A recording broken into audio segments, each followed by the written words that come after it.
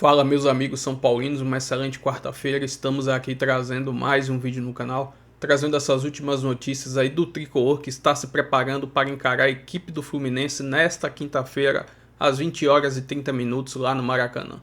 Estou trazendo um corte aí dessa preparação de Crespo para esse jogo, importantíssimo para o São Paulo, se quiser se classificar para a Libertadores da próxima temporada. Se inscreva no canal, deixa seu like, se quiser deixar a opinião de vocês aí nos comentários, e vamos aí com o vídeo.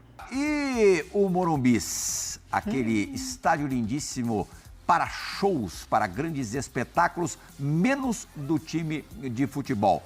Você lembra, Felipe, que coisa de 10 dias atrás o São Paulo comunicou nas suas redes que o último jogo em casa no Brasileiro seria, de verdade em casa, seria no Morumbis? Eu vi uma história dessa. Seria contra o Internacional, é isso contra mesmo? o Internacional, no dia 3, na semana Isso. que vem. Então, já caiu. Vila Belmiro again. Porque descobriram...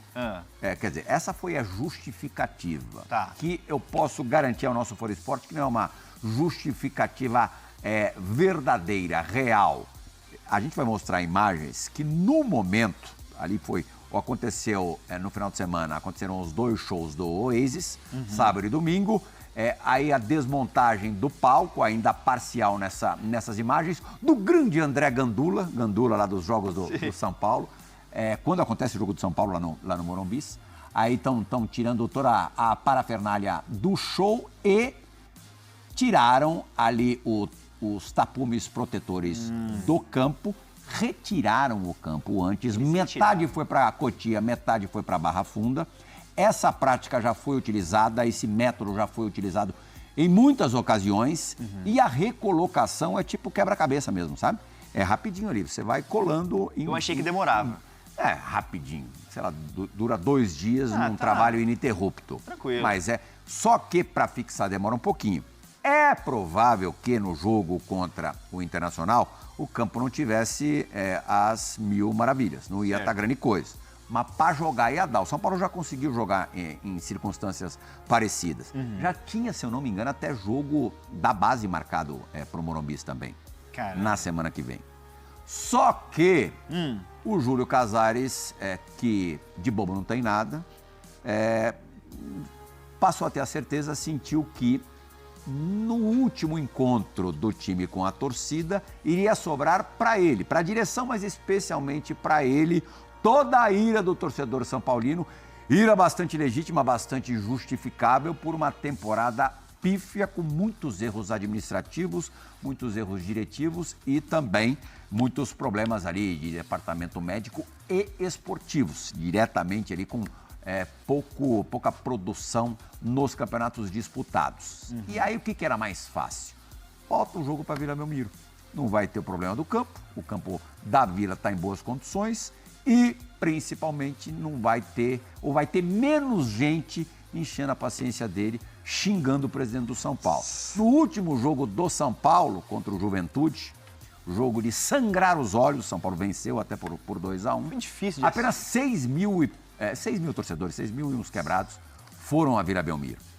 Certamente o Morumbis não estaria cheio contra o Internacional. Sim. Só que mais do que 6 mil pessoas certamente também estariam. Eu calculo, o último jogo da temporada, tal, com alguma possibilidade ainda de G8, que a gente nem sabe se vai rolar G8. Você pode botar ali 15, 20 mil pessoas. Já faz mais diferença. Mais diferença, faz mais barulho e aí a coisa ia ser muito direcionada ao presidente Casares. Que estratégia boa, né? Se livrar a barra no final da temporada. Mas isso só mostra como é o São Paulo nesse ano, né? Um time cheio de mistérios, cheio de problemas. E na reta final de temporada, quando você pode ter a torcida junta no Morumbis, protestando de forma legítima, você manda o jogo para Vila Belmiro, que não é a sua casa. Muito problema, né, Pirral? E ontem a gente também já falava, o Bruno também já sabe disso. Caso aconteça um milagre do São Paulo se classificar para a fase preliminar da Libertadores, para as fases preliminares da Libertadores, né? São 2 possíveis mata-matas antes de você chegar à fase de grupos. Não é mole, não. O São Paulo também não vai poder jogar no Morumbis. Não vai poder? Pelo menos não com o público total, por conta de mais shows. Caramba, São Paulo... Apresentações agora do AC/DC. Na primeira preliminar, você vai, Galindo? Ah, boa. O Galinho tava lá no Oasis também. Ele vai em todas. Soltinho. No primeiro possível mata-mata, tem show marcado. Sim. E, caso o São Paulo ultrapasse essa fase, vá para o segundo mata-mata, também tem show marcado. Vai gostar de show assim Vila lá Belmiro longe, de né? novo. Vila Belmiro. A casa do São Paulo. Segunda casa do São Paulo, pelo amor de Deus. É lamentável esse tipo de situação. E Lá do São Paulo, agora no finzinho de primeira, São Paulo enfrenta o Fluminense, de olho numa vaga na Libertadores, hein? Quinta-feira, amanhã, 8h30 da noite, no Maracanã, transmissão Premiere Sport TV. Não é uma partida fácil, hein? Fluminense está bem na temporada, é um Fluminense que está aí com muita vantagem em relação ao São Paulo na 7ª colocação, querendo assim, perto de uma vaga na Libertadores, e o São Paulo torcendo para abrir uma 8ª vaga aí, ó. A diferença de pontos, 7 pontos nesse momento. São Paulo torce mesmo por uma 8ª vaga via Libertadores, pode torcer até para o Fluminense na Copa do Brasil, para sair essa 8ª vaga e aí outros times na briga, como Grêmio, Bragantino, Corinthians. Ou seja, um jogo super importante. Mas o que está em pauta ainda no São Paulo é o jogo contra o Inter, hein? Vai ser na Vila Belmiro, porque aí a Valentim Furlan entra com a gente aqui e traz a apuração. Valentim, ontem você já trouxe informações pra gente, né? Mas essa decisão foi tomada como, no fim das contas? Foi mesmo o presidente Júlio Casares que optou pela Vila Belmiro para evitar protestos no Morumbis? Como que isso caiu dentro do São Paulo? Como é que está todo o pensamento do Casares em relação a isso? Boa tarde. Boa tarde, gente, tudo bem? Basicamente, a decisão foi bancada pelo presidente Júlio Casares.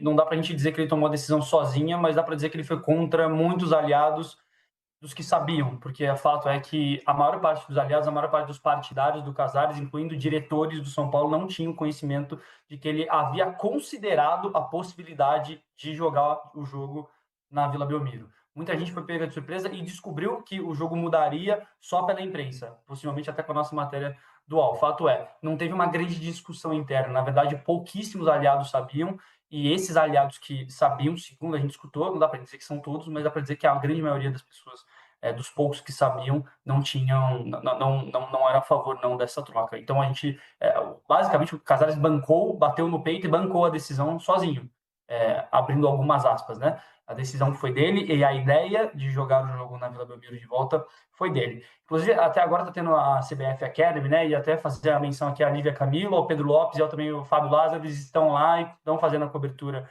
do evento. O Júlio Casares acabou de dar uma entrevista coletiva e reforçou o que a gente coloca na matéria. Se vocês descerem até um pouquinho mais na matéria, a gente tem um intertítulo ali, a gente coloca só a versão do Casares. A gente falou com o Casares ontem, ele gentilmente aceitou falar com a gente na entrevista e tem toda a versão dele dos fatos. Ele foi informado, segundo ele, pelo departamento de que gera o estádio, de que vai chover no dia do jogo, possivelmente, e a chuva com o gramado ruim poderia ocasionar riscos para a integridade física dos atletas. Então, o argumento do Casares é mais técnico do que político, vamos colocar assim. Ele diz que não tem nada a ver com os protestos, sim com esse risco que poderia oferecer para os jogadores do São Paulo, que já tem um DM cheio, né? Vamos ser sinceros. PVC, a gente tem um minutinho para encerrar, mas você deu uma risadinha aí da justificativa do Casares. Vai chover e por isso não pode jogar no Morumbi. Olha só, eu vou dizer para você uma coisa. Sexta-feira à noite, eu fui dormir e eu deitei, olhei o meu celular, estava dizendo, alerta de tempestade. Vai haver tempestade às 2h30 da manhã. Eu dormi, abri a janela às 7 da manhã, estava seco. Aí eu abri meu celular, estava escrito, alerta de tempestade, vai chover forte às 9h30 da manhã. Eu saí para caminhar na Avenida Sumaré, não choveu. Cara, como é que eu vou saber se vai chover dia 7 de dezembro? Dia 7 de dezembro? Não, 3 de dezembro? 3, né? Pode chover. Cara, a meteorologia é cada vez mais precisa. Isso não pegou bem dentro do São Paulo, PVC? Cara, não tem como você dizer que não vai fazer o jogo no Morumbi, que pode ser decisivo. Se o São Paulo não ganhar do Fluminense amanhã, o jogo contra o Internacional é decisão. Porque o Grêmio tem 2 pontos a menos.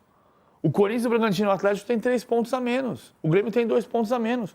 Pode depender de ganhar do Inter ou não ganhar do Inter. E o São Paulo, na Vila Belmiro, jogou 3 vezes, ganhou uma, empatou uma e perdeu uma. Mas, eu estou mentindo se eu disser que o Júlio tinha prometido que ia jogar contra o Internacional? Quando voltou o jogo para o Morumbi, a promessa não era vamos fazer um esforço, um hercúleo para fazer o jogo no Morumbi? Sim. Foi isso que se falou. Foi Sim. isso que se falou. Pois é, gente.